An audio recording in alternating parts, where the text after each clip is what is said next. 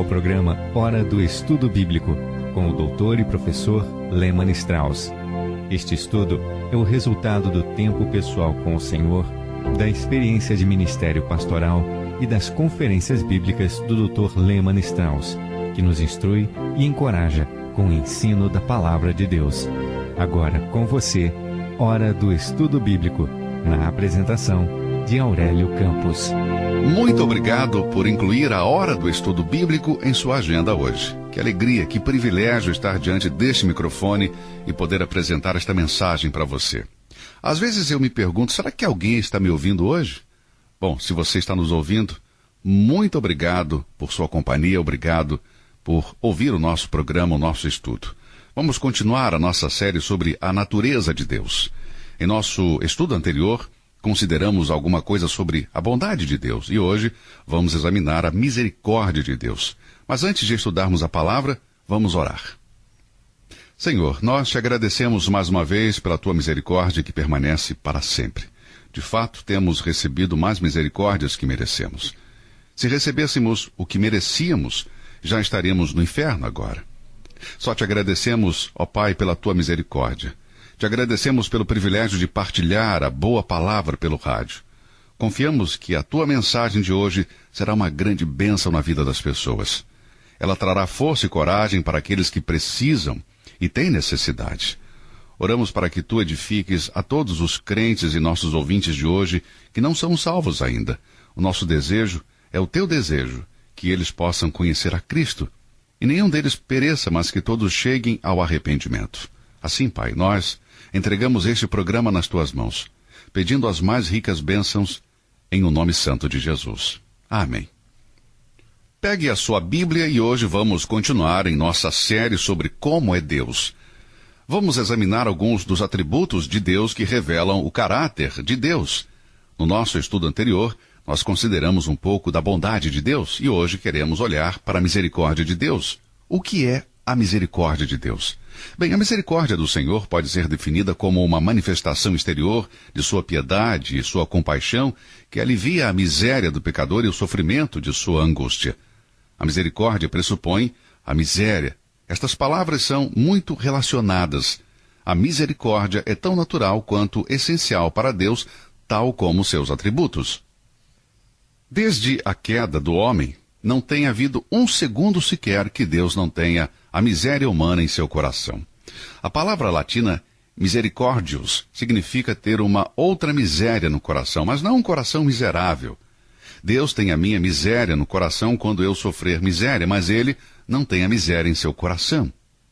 A misericórdia do Senhor, pode-se dizer, surge de sua bondade e misericórdia e não são a mesma coisa. Jamais use estes termos de forma intercambiável. Por exemplo, o bem conhecido Salmo 23, em seu último verso, certamente que a bondade e a misericórdia me seguirão todos os dias da minha vida e habitarei na casa do Senhor por longos dias. Certamente que a bondade e a misericórdia. Aqui você pode ver que a bondade e a misericórdia são dois atributos diferentes de Deus. Os anjos que não caíram, isto é, os anjos que não pecaram, são objetos da graça de Deus e da misericórdia de Deus, mas eles jamais foram alvo dessa misericórdia. Por quê? Simplesmente porque eles conhecem a miséria e o sofrimento, portanto, não precisam da misericórdia. Veja que foi o pecado quem trouxe a miséria e o sofrimento, e isso, por sua vez, moveu o coração de Deus para o exercício de sua piedade e de sua compaixão. Os termos bíblicos que descrevem a misericórdia de Deus são de fato dignos de nota. Sua misericórdia é grandiosa, como vemos em 1 Reis, capítulo 3, versos 6. Lemos no Salmo 86, verso 5, que a misericórdia é suficiente, isto é, cheia e abundante.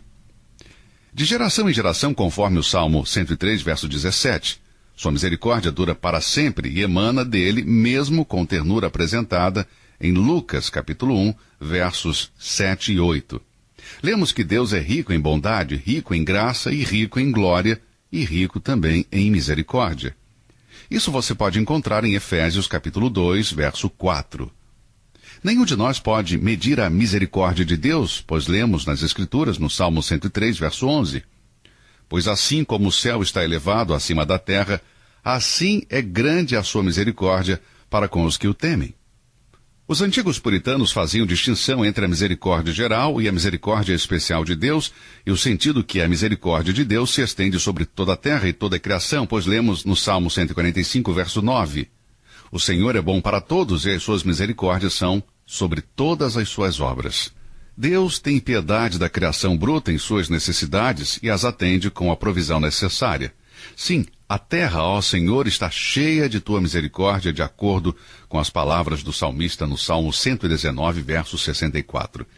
Isso de forma alguma contradiz o que está escrito nas Escrituras e nem tampouco contradiz o que eu disse antes, no princípio desta mensagem, quando nos lembramos que toda a criação está sob maldição como resultado da queda de nossos primeiros pais. A misericórdia especial de Deus é a pena e a compaixão que Deus estende por aqueles que nele confiam, e assim o crente é chamado, um vaso de misericórdia de quem devemos tornar conhecidas as riquezas de sua glória. Esta passagem está em Romanos capítulo 9, verso 23. A misericórdia especial de Deus é vista na regeneração do pecador perdido. A regeneração pode ser definida como um ato soberano de Deus, no qual ele transfere vida espiritual para aquele que crê e está morto em seus delitos e pecados. Esta vida é a própria vida de Deus, da qual o crente passa a ser coparticipante da natureza divina. 2 de Pedro, capítulo 1, verso 4. Assim, tendo nascido de novo, certamente ele vai testificar da salvação que recebeu por causa da abundante graça e misericórdia de Deus. Eu não mereço a salvação, mas hoje estou salvo, sou filho de Deus por causa da abundante misericórdia de Deus. Ouça o testemunho do apóstolo Paulo. Ele disse: a mim que dantes fui blasfemo, e perseguidor, e injurioso, mas alcancei misericórdia, porque eu fiz ignorantemente, na incredulidade. Esta é uma parte do testemunho de Paulo em 1 Timóteo, capítulo 1, verso 13. Paulo não está se desculpando nem sugerindo que ele foi salvo porque ele fez certas coisas em sua ignorância. O que ele está dizendo é que Deus, em sua misericórdia, o prendeu e o salvou apesar de seu zelo cego e fanático. Paulo jamais esqueceu que aquela demonstração da misericórdia de Deus podia livrar do inferno e do juízo. Paulo ficava humilde diante da lembrança de seu passado sórdico e atribuiu seu status presente à piedade e à compaixão de Deus. Com certeza devemos nos unir a Paulo louvando a Deus por sua misericórdia, que garante a oportunidade de ouvir o evangelho da salvação do Senhor Jesus Cristo. Uma observação interessante é ver como Paulo colocou a misericórdia junto com a graça e a paz em 3 epístolas pastorais. Veja em 1 Timóteo capítulo 1, 2 Timóteo capítulo 1 e Tito capítulo 1. Na maioria das epístolas, Paulo inicia com graça e paz seja convosco. Mas nestas 3 epístolas pastorais ele inclui a misericórdia. Eu gosto disso. Isso me lembra que preciso passar de vez em quando a agradecer a Deus periodicamente, não apenas pela sua bondade vista em toda a sua criação, mas por sua misericórdia especial que se estende a mim no dia em que ele apareceu em minha vida e permitiu que alguém me explicasse o Evangelho de Cristo e me levasse ao conhecimento da verdade da palavra de Deus. Deus foi misericordioso para comigo, e esta misericórdia ainda perdura por 50 anos de vida cristã. Enquanto a misericórdia de Deus está disponível a qualquer pessoa, nem todos a desejam. Alguns corações são orgulhosos demais para perceberem a misericórdia. Está escrito: e a sua misericórdia é de geração em geração sobre os que o temem. Lucas capítulo 1, verso 50. Mas quantas pessoas no mundo nem mesmo temem a Deus de forma alguma?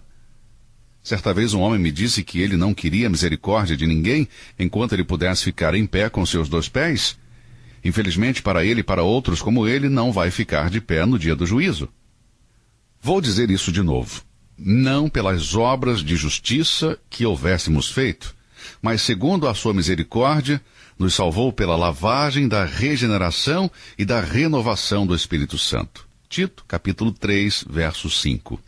Jamais tenha uma atitude orgulhosa e arrogante para dispensar a misericórdia de alguém. Alguns anos atrás, eu me lembro que quando eu era pastor na Pensilvânia, nós tínhamos uma senhora que fez profissão de fé por Cristo, mas que não era fiel nos cultos. Creio na sinceridade dela, mas ela começou a se ausentar da igreja e dos cultos, e eu fiz inúmeras tentativas de ligar para a casa dela, mas todas as vezes não consegui resposta alguma. Não obtive resposta, mas certo dia nos encontramos num posto de gasolina. Ela estava ali abastecendo o seu carro e eu estacionei do lado e a chamei pelo nome e disse: olha, estou sentindo sua falta na igreja, estou tentando te contactar já há algum tempo, ninguém atende o seu telefone, quando eu fui à sua casa, toquei a campainha também, ninguém atendeu, estou preocupado. E ela, numa atitude de autodefesa, se endireitou e disse com arrogância: pastor, tudo o que eu quero é o que eu mereço. Aí eu disse: minha querida irmã, se você tivesse tudo o que merecesse, estaria no inferno agora. Você não vai querer o que merece. O que você quer não é o que você precisa. O que você precisa é da misericórdia de Deus. Nós lemos nas Escrituras: assim, pois, isto não depende do que quer, nem do que corre, mas de Deus que se compadece. Não há esperança para a pessoa que é orgulhosa demais para receber a piedade e a misericórdia de Deus. Mais uma vez digo, não tenha uma atitude arrogante com esta vida nem com a vida vindoura. Precisamos da misericórdia de Deus. Somos criaturas miseráveis. O nosso Senhor disse à igreja de Laodiceia: tu és miserável. A igreja dizia: somos ricos, de nada precisamos. Disse Deus: como dizes rico sou? Estou enriquecido e de nada tenho falta. Você precisa da misericórdia de Deus. Agora, a soberania de Deus exercita a misericórdia com quem Ele quer. Pois eu estou lendo na Bíblia o que disse Moisés. Pois diz a Moisés: compadecer-me-ei de quem me compadecer, e terei misericórdia de quem eu tiver misericórdia. Assim, pois, isto não depende do que quer nem do que corre, mas de Deus que se compadece. Porque diz a Escritura a Faraó: para isto mesmo te levantei, para em ti mostrar o meu poder, e para que o meu nome seja anunciado em toda a terra. Logo, pois, compadece-se de quem quer e endurece a quem quer. Romanos capítulo 9, versos de 15 até 18. Paulo aqui estava se referindo ao incidente com Faraó. O fato de que Faraó não recebeu a misericórdia de Deus não foi por um capricho ou algo arbitrário da parte de Deus. Deus sabia de antemão que Faraó iria rejeitar a sua misericórdia e, portanto, qualquer ação da parte de Deus era baseada na conduta de Faraó. Eu vejo isso de forma bem clara nas Escrituras. Êxodo capítulo 4, verso 21. Lembre-se, amados, Deus endureceu o coração de Faraó até que ele mesmo já tivesse endurecido o seu coração. Fica claro que Faraó era responsável pelo endurecimento de seu próprio coração. Êxodo capítulo 5, verso 2. Êxodo capítulo 8, verso 15. Todas as vezes que Deus endurece o coração do homem, o procedimento de Deus sempre é judicial e, portanto, não pode ser questionado por qualquer um de nós. O homem que recebe a salvação não pode se gloriar de forma alguma por ter a salvação, mas ele deve atribuir isso à misericórdia de Deus. Por outro lado, o homem que faz pouco caso da misericórdia de Deus jamais poderá culpar a Deus de injustiça. Não foi Deus quem fez de Faraó um homem ímpio. Faraó também não pode acusar ninguém e ninguém pode acusar a Deus de ser injusto ao tratar com os filhos dos homens. Deus tem o mesmo sentimento de compaixão com os pecadores e Deus deseja ajudar a todos igualmente. Deus exerce sua soberania no destino de cada indivíduo e ele sempre faz isso com justiça. Eu não me considero melhor que Faraó em qualquer sentido e provavelmente não sou tão bom quanto era o Faraó. Não sei tampouco por que eu não endureci o meu coração contra Deus. Apenas sei que fui salvo porque Deus tem sua grande compaixão e eu devo louvá-lo hoje e por toda a eternidade. Eu não me desculpo, meu amigo, pois reconheço minha redenção, minha salvação pela misericórdia de Deus. Eu não tenho nada em mim mesmo, nada há em mim que valha um elogio sequer. Eu creio que um dos maiores problemas que eu tenho é o problema do orgulho. Nenhum de nós pode dizer que não tem pecado nenhum e é perfeito. Certamente aqui temos um pecado que jamais foi erradicado de minha vida, o pecado do orgulho. Ainda assim, quando sondo o meu coração, não tenho nada que possa me orgulhar. Por que devo me orgulhar? Absolutamente nada. Eu devo atribuir tudo o que sou e que tenho à misericórdia de Deus. Isso me leva a dizer umas poucas palavras sobre nosso relacionamento com a misericórdia de Deus e seu plano de redenção. A misericórdia não tem nenhum mérito salvador longe da morte de Cristo.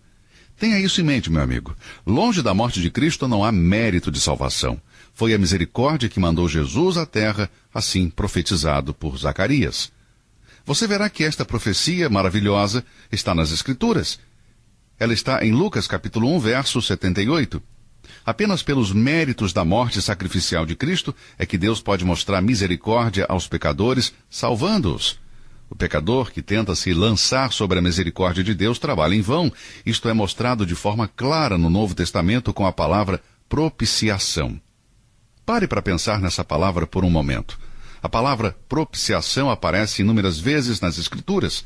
Ela aparece em João capítulo 2, onde lemos: Meus filhinhos, estas coisas vos escrevo para que não pequeis, e se alguém pecar, temos um advogado para com o Pai, Jesus Cristo, o justo, e ele é a propiciação pelos nossos pecados, e não somente pelos nossos, mas também pelos de todo o mundo. Quando lemos em Romanos 3, verso 25, lemos o seguinte: ao qual Deus propôs para propiciação pela fé no seu sangue, para demonstrar a sua justiça pela remissão dos pecados dantes cometidos, sob a paciência de Deus. Agora, em Romanos 3, 25, a palavra usada para propiciação está em 1 João, capítulo 2, verso 2, é aplacar ou propiciar. A palavra traduzida é trono de misericórdia. Este é o sentido da palavra propiciação. Cristo é o nosso trono de misericórdia.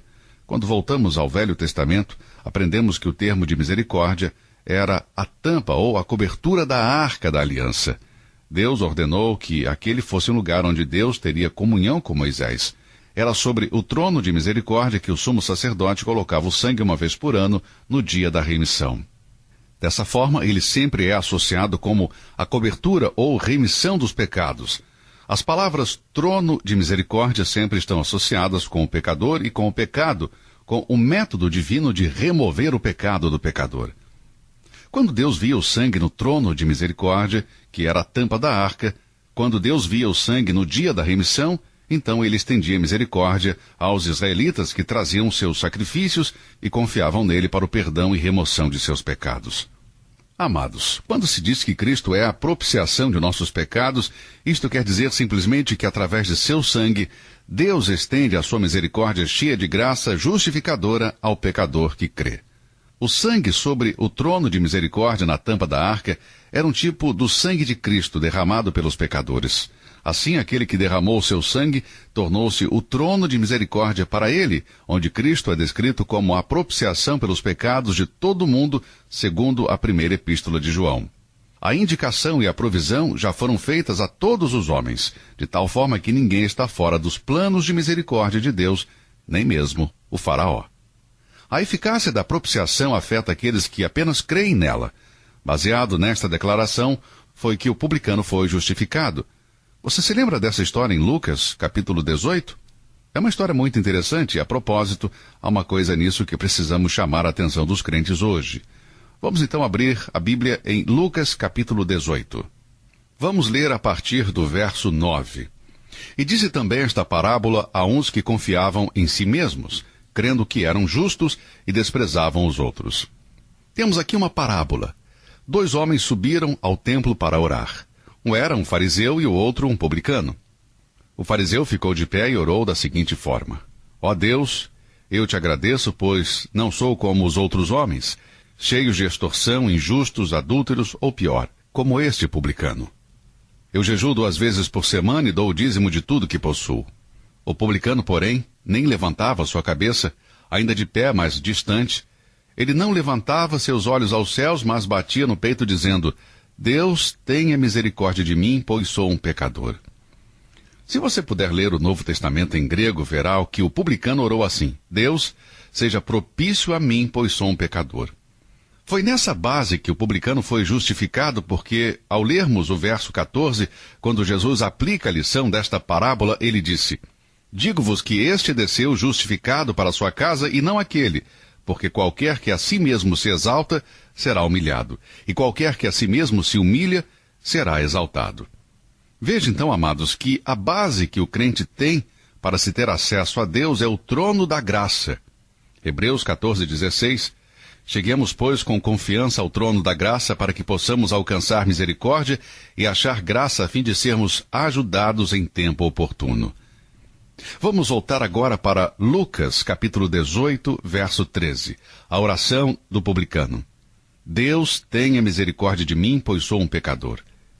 Vez por outra, eu ouço um evangelista ou um pregador dizendo: faça apenas a oração do publicano dizendo: Deus, tenha misericórdia de mim que sou um pecador. Queridos ouvintes, hoje nós não fazemos mais esta oração. Veja que o publicano vivia do outro lado da cruz. Jesus ainda não tinha morrido.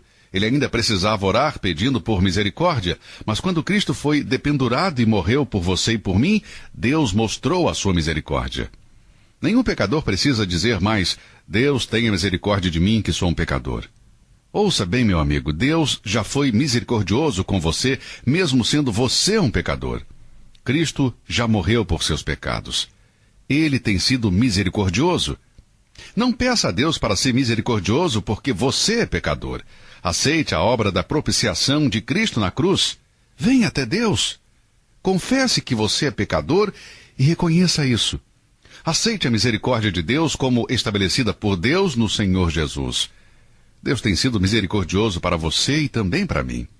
Esta gloriosa verdade, quando apreciada e apropriada pelos cristãos, vai nos ensinar que devemos ser misericordiosos uns com os outros. Eu jamais pedi a Deus que fosse misericordioso comigo. Ele sempre é. Eu preciso reconhecer que quando Cristo morreu na cruz, Deus ali estava mostrando sua completa misericórdia ao pecador miserável. Se eu ganhasse o que mereço, já estaria no inferno agora. Por que eu não estou no inferno? Porque Deus foi misericordioso para comigo na morte de Cristo e permitiu que Cristo derramasse seu sangue, e aceitando a Cristo como meu Salvador e meu Redentor, minha única esperança de entrar nos céus. Como alguém que já está salvo pela misericórdia de Deus, eu aprendo que devo ser misericordioso com os outros e saber que isso é o que o Senhor Jesus Cristo parecia ensinar em passagens das Escrituras. Mateus 9, versos 10 a 13. Acho que o nosso Senhor aqui está falando com toda a ideia da misericórdia de Deus, quando nós devemos mostrar misericórdia.